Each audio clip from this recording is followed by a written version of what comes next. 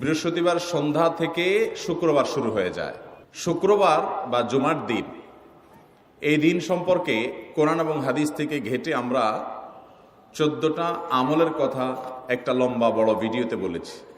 আজকে সেখান থেকে আমি সংক্ষেপ করে এই 14টার মধ্যে আবার অতি গুরুত্বপূর্ণ 5টা আমলের কথা বলবো ইনশাআল্লাহ। নাম্বার 1, সবচেয়ে বেশি যেটা করতে হবে পরিমাণে জুমার দিন, জুমার রাত, বৃহস্পতিবার সন্ধ্যা থেকে নিয়ে শুক্রবার সন্ধ্যার আগ পর্যন্ত পরিমাণে সবচাইতে বেশি করতে হবে যে আমলটা, সেটা হলো দুরূদ শরীফের আমল।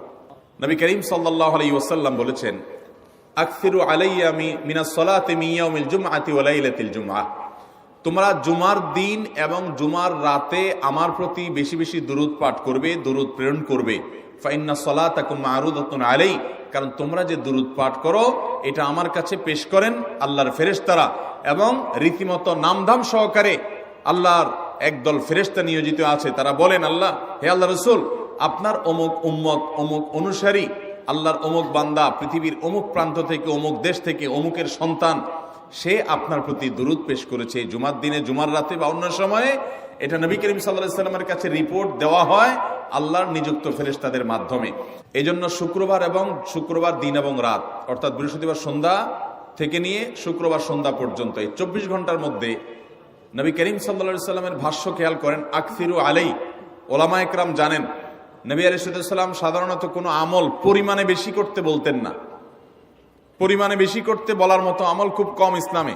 গোটা কোরআন যদি খোলেন আপনি, পরিমাণে অধিক করতে বলা হয়েছে এরকম আমল খুব বেশি পাবেন না। তোমরা বেশি বেশি করে নামাজ পড়ো, বেশি বেশি করে রোজা রাখো, এরকম কথা কোরআন হাদিসে নাই। অবশ্যই একজন ইমানদার 5 ওয়াক্ত ফরজ নামাজের পাশাপাশি অধিক পরিমাণে নফল নামাজও পড়বেন, সেটা ভিন্ন কথা। কিন্তু কোরআনে বেশি পরিমাণে আল্লাহর জিকির করার কথা বলা হয়েছে। আর নবী করিম সাল্লাল্লাহু আলাইহি ওয়াসাল্লাম বৃহস্পতিবার সন্ধ্যা শুরু হলে শুক্রবার সন্ধ্যার আগ পর্যন্ত বেশি পরিমাণে করতে বলেছেন যে কাজটা, সেটা হলো দুরূদ শরীফের আমল। দুরূদের এই আমলটা, এটা করার জন্য আল্লাহ তাআলা এমন সহজ করে দিয়েছেন যে ওযুর প্রয়োজন নাই। আপনার ওযু নাই, তারপর আপনি দুরূদ পাঠ করতে পারবেন। এবং আপনি এই বড় দুরূদ পড়ার মতো সময় নাই, তো আপনি একেবারে সবচেয়ে সংক্ষিপ্ত দুরূদ পড়েন সাল্লাল্লাহু আলাইহি ওয়াসাল্লাম, তাতেও দুরূদ পাঠের সওয়াব পাবেন। আমলটা করবো তো ইনশাআল্লাহ। নাম্বার 1। নাম্বার 2, জুমার দিন উপলক্ষে অন্য যে কোনো দিনের চাইতে জুমার দিন অর্থাৎ শুক্রবারের ফজর নামাজ পুরুষরা মসজিদে জামাতের সাথে পড়বেন।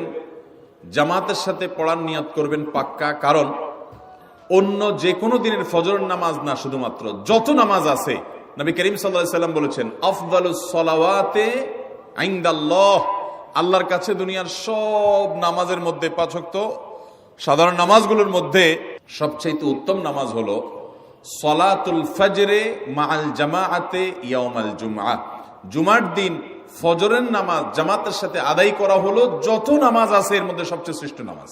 ভাইরা আমার, প্রত্যেক বৃহস্পতিবার আসলে সন্ধ্যার সময় প্রতিজ্ঞা করব, সপ্তাহের অন্য দিন যদি আমার ত্রুটি বিচ্যুতি হয়ও আমি সেটাকে কারেকশন করার চেষ্টা করব, কিন্তু শুক্রবার ফজরটা পুরুষ হিসাবে আমি জামাতের সাথে পড়বই পড়বো। তার জন্য রাতে আগে আগে শোবো, ডাবল ট্রিপল অ্যালার্ম দিয়ে শোবো, অন্য নামাজি বন্ধুকে বলবো ফোন দিয়ে ডেকে দিবি, একে অন্যের সহযোগিতা করব, কিন্তু ফজরের নামাজ জুমার দিন ছাড়বো না ইনশাআল্লাহ। 3 নম্বর আমল হলো সূরা কাহাফ পড়বো। যারা কোরআন পড়তে পারেন না তারা শুনবেন, আর যারা পড়তে পারেন তারা নিজে পড়বেন।